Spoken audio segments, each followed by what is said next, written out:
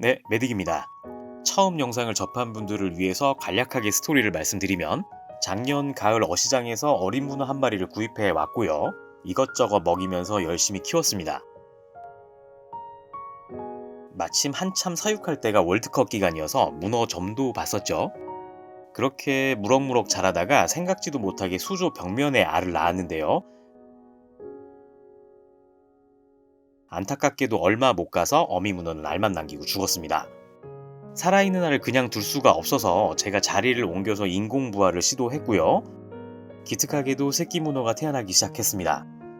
바다를 본 적이 없는 아기 문어들인 셈이죠. 그렇게 태어난 아기 문어들 사육에 나름 최선을 다했지만 지식과 경험 부족으로 굉장히 어려움에 처했는데요. 먹이에 대한 문제도 있었고 기본적으로 플랑크톤 생활을 하는 문어 새끼를 케어하는 게 정말 쉽지가 않더라고요. 그래도 다행히 문어 몇 마리는 제법 자랐는데 알파라는 이름도 붙여줬었습니다. 또 마침 일산 아쿠아리움에서도 문어들이 태어나서 일부 분양받아 왔었죠. 한 2달 정도 목숨 유지는 시켰는데 결론적으로 전부 엄마를 따라 용궁으로 떠났습니다. 모두 죽었고요. 능력이 부족한 제 잘못입니다. 사실 알파와 모든 아기 문어들이 죽었다고 영상을 만들어서 올릴까 아니면 커뮤니티에 올릴까 고민을 했었는데 그냥 그 내용을 올리기는 조금 그렇더라고요. 그렇다고 댓글에 바로바로 답을 또 드리기도 그래서 새로운 내용을 같이 올리려고 했는데 많은 분들이 이렇게 기다리시는지는 몰랐어요. 죄송하다는 말씀 먼저 드립니다. 사실 알파들이 그냥 죽은 건 아니에요. 저에게 많은 정보와 힌트를 남겨줬거든요. 사실 알파와 일산이들이 겨울에 태어나서 먹이 수급에 가장 큰 문제가 있었다고 생각을 했기 때문에 문어 새끼들이 죽기 시작하기 전부터 새로운 산란 준비를 하고 있었고 여수에 직접 바다에 가서 채집한 지 얼마 안 된 암컷 문어를 구입해 왔습니다. 자, 그렇게 새로운 시작을 준비하고 있었고 문어가 산란을 준비한 동안 저는 문어에 대한 전문가들을 만나기 시작을 했습니다. 여기는 제주도고요. 황금광어로도 유명한 대표님께 여러 가지 정보를 배울 수 있었고 제주도뿐만이 아니라 강화도, 여수, 고흥, 신안에 위치한 양식 고수님들을 만나서 많은 내용을 배웠습니다. 그렇게 고수님들을 만나 봬도 사실 아기 문어를 키우는 그 양식 단계는 아직 좀 힘들지 않나 이런 결론에 도달하긴 하더라고요. 자, 아무튼 그래도 알파가 남겨둔 소중한 지식을 그냥 묶여둘 순 없죠. 그래서 다시 산란을 시도를 하는데 그리고 사장님들께 얻은 조언대로 산란통을 바꾸니까 세상에 바꾸자마자 바로 산란을 하고 부화 모드로 들어가더라고요. 지금 여기 보이지는 않지만 저 통 속에 수많은 알을 낳았습니다. 자, 그렇게 한 달 정도가 지났고요. 한밤중에 산란이 시작됩니다. 지금은 새벽 3시 정도 한밤중인데 제가 살짝 불을 켜고 촬영을 했습니다. 자, 이렇게 해서 또 여러 가지를 새롭게 알게 됐는데 엄마 문어가 건강한 경우에는 부화가 임박한 새끼들을 순차적으로 날리기 시작하더라고요. 그런데 그냥 훅훅 불어가지고 떠나보내는 게 아니라 영상에서처럼 자기가 아기 문어들을 빨아들여서 사이펀, 그러니까 저기 보이는 누드로 아주 힘차게 수면 쪽으로 뿜어내더라고요. 지금 아주 작은 먼지처럼 날아다니는 게 전부 아기 문어예요. 이 고속 카메라로 촬영을 했으면은 좀 자세하게 나왔을 텐데 많이 아쉽네요. 그런데 이 여수 출신의 엄마 문어가 진짜 장난이 아닙니다. 다음 영상에서 이 암컷 이야기 해드릴게요. 출산은 한 일주일에 걸쳐서 순차적으로 준비된 애들부터 날려주더라고요. 그 바닥에 부딪히지 말라고 수면 쪽으로 내보내는 것 같고요. 아기 문어들도 태어나자마자 바로 불빛에 민감하게 반응을 하고 움직입니다.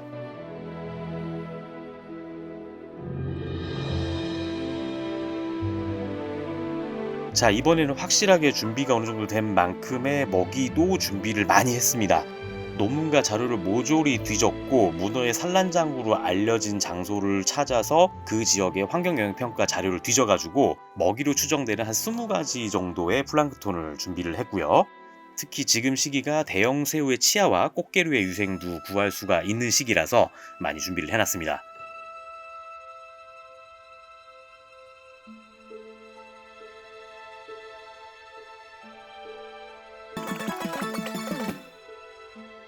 이렇게 새끼들은 태어나고 케어가 시작이 됐는데 역시나 사실 무엇을 먹는지는 확실하게 잘 모르겠고 문어들도 점점 힘이 빠져서 바닥을 기어다니는 애들이 이제 생겨나기 시작하더라고요. 그렇게 아무것도 못하고 끝나나 싶었거든요. 역시나 이번에도 목숨만 연장하는 수준이었어요. 그러다가 곤쟁이한테 잡아먹힌 아기 문어를 봤거든요. 굉장히 슬픈 장면인데 그런데 뭔가 조금 이상하더라고요. 한참 관찰해 보니까 세상에 문어가 곤쟁이를 올라타서 공격을 하는 거예요.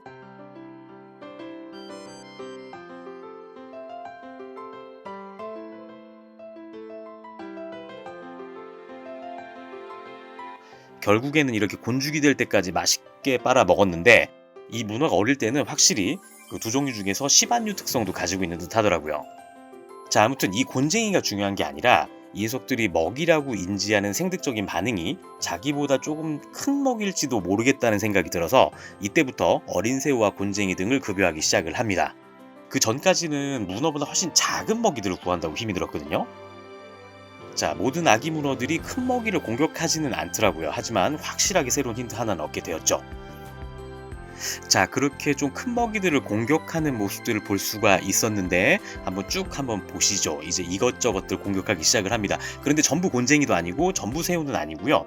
굉장히 많이 섞여 있습니다.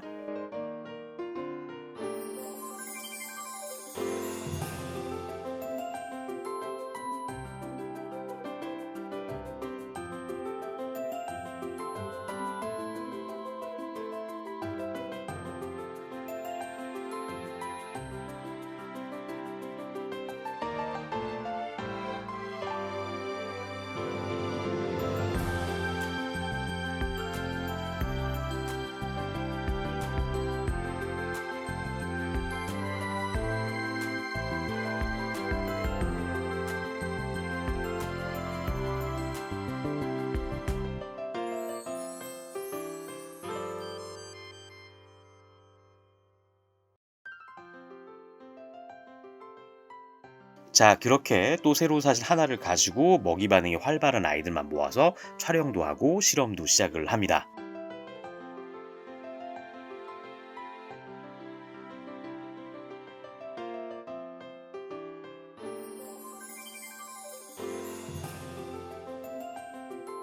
참 예쁘죠?